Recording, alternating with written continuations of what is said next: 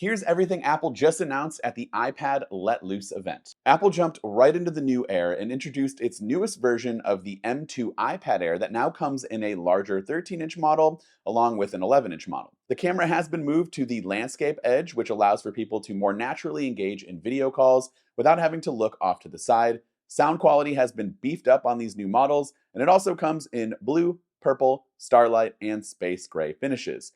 Of course, the M2 chip will provide a 50% increase in performance over the M1 chip and is 3 times faster than the iPad with the A14 Bionic chip. The new Air works with the 6th generation Magic Keyboard and the 2nd generation Apple Pencil, as well as the new Apple Pencil Pro, which I'll talk more about in just a minute. And this iPad does support the Apple Pencil Hover feature. The iPad Air starts at 128 gigs and can be configured up to 1 terabyte in storage, and also starts at $599 for the 11-inch and $799 for the 13-inch model. It's all available to pre-order right now, with orders shipping out next week on May 15th. So Apple moved on really quickly from the iPad Air to the iPad Pro and spent the rest of the event talking about all of the new features of the new iPad Pro, which there are a ton, so bear with me here. This year, we're getting 2 new redesigned iPads in an 11-inch and 13-inch model with a beautiful, thin, and super light design. It's actually the thinnest product that Apple has ever made, thinner than, yes, the iPad Nano. The 11-inch is actually 5.3 millimeters thin and 5.1 millimeters thin for the 13-inch model, and these iPads do come in silver and space black finishes. The OLED displays now come to the iPad for the very first time, which actually uses 2 OLED panels, which Apple calls tandem OLEDs, and can support 100 nits of full screen brightness for SDR and HDR content with a 1600 nit peak brightness for HDR content. This offers brighter specular highlights, truer blacks, and more details with shadows and low light, and of course more responsive for content and motion. Apple is dubbing this display the Ultra Retina XDR display, and it's available for both the 13 and 11-inch model. A nano-texture glass option is also available for the first time on the iPad if you need it. For those who work in a crazy environment where there's a lot of reflections on your iPad, you can now get a matte display so that you don't have to worry about those reflections. Now, up until just a few weeks ago, we were expecting the M3 chip to be the chip inside the iPad, but then rumors circulated around an M4 basically skip ahead, and that actually is what happened. The M4 chip is now inside of the new iPad for a huge leap in performance. It's built on a 2nd generation 3nm technology, and there's an entirely new display engine to drive that new Ultra Retina XDR display, and offers better CPU and GPU performance, actually up to a 50% performance boost than the M2 iPad Pro. We also have ray tracing available on the iPad for the first time. Of course, the Neural Engine receives a huge upgrade here on the new M4 chip for AI tasks. It can do things like isolate a subject from its background in just 1 tap on a 4K video in Final Cut Pro, which is just mind-blowing to me, and I hope that's a feature that comes to the Mac in the future when the M4 chip gets inside. But that is something that's huge and really makes me want to use Final Cut on the iPad a lot more. Now, before we get into the rest of this video, I am going to pass it over to Dan wearing a completely different shirt at a different location to tell you more about today's sponsor, Paperlike. Paperlike is a fantastic screen protector that feels like, well, it feels like you're writing on some good old-fashioned paper. The technology behind Paperlike is pretty crazy. Tiny microbeads covering the surface of the screen protector actually make the Apple Pencil vibrate ever so slightly to imitate the haptic feedback of a pencil on paper.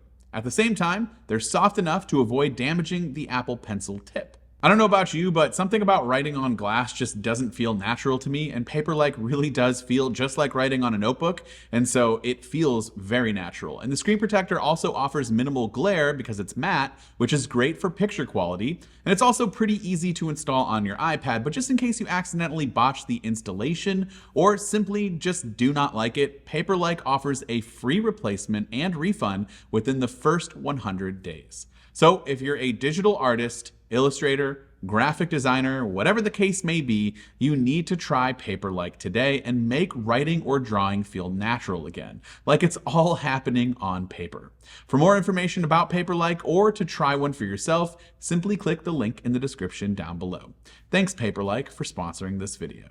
Now, I'm guessing we're going to get a ton more AI features in the future, of course, around iPadOS 18 at WWDC next month. But we did get some new app updates and a few more features that were mentioned with specific apps. But Final Cut Pro and Logic Pro got a major upgrade this year. Final Cut Pro now adds live multicams, which can let users connect and preview 4 cameras at the same time and remotely adjust everything with the new Final Cut camera app.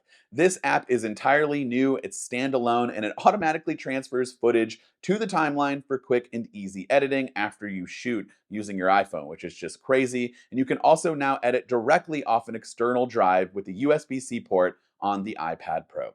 On the Logic side of things, users can now use the Session Players option to go along with the drummer mode that was in last year to allow AI to add bass and keyboard players to a session. And users can also remix songs easily with the new Stem Splitter feature, which is crazy. If you've ever wanted to remix a song but you don't have the isolated tracks from the artist, like you don't have a separate drum track, a bass track, vocals, guitar, etc., you can drag in any audio and using the power of AI, Apple will split those tracks into a few different subjects and allow you to isolate and remix whatever you want. For those who scan a bunch of documents, there's a new AI feature that eliminates the shadow that happens naturally from the iPad over your document, allowing for a better scan of said document. The front-facing camera also got moved to the landscape edge, just like the iPad Air, and it's still home for Face ID, as well as pairing and charging and docking the new Apple Pencil Pro. Again, we'll talk about that in just a second, but I don't know how Apple did it. It's lighter than ever before, and they still had the room to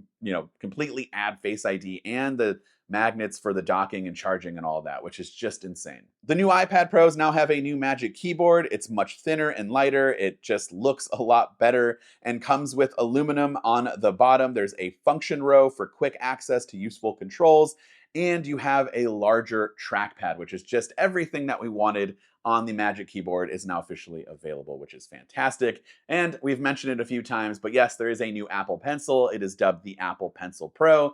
Spoiler, it does actually work for the iPad Air, which is great. But this new pencil comes with a slew of new features, like a new sensor that allows for a squeeze gesture that provides haptic feedback for better precision and controls.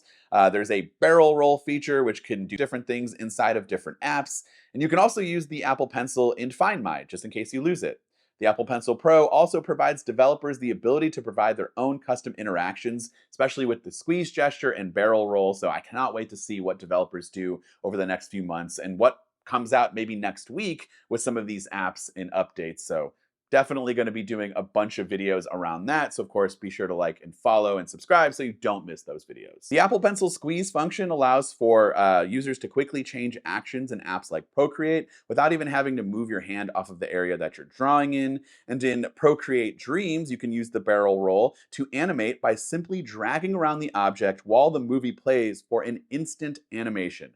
The iPad Pro starts at 256 gigs of storage and goes all the way up to 2 terabytes, and it begins at $999 for the 11-inch and $1299 for the 13-inch. The new Magic Keyboard starts at $299 for the 11-inch and $349 for the 13-inch, and the Apple Pencil Pro comes in at $129. And the iPad 10th Gen got a price cut, and it's now at $349, which makes for an excellent entry level for the iPads. And that wraps up the event. I would love to hear from you in the comments down below. What do you think about everything that Apple announced? Are you planning on picking up anything? Go ahead and let me know down in those comments. This has been Dan with MacRumors. Thanks so much for watching and hope to catch you around in the next video.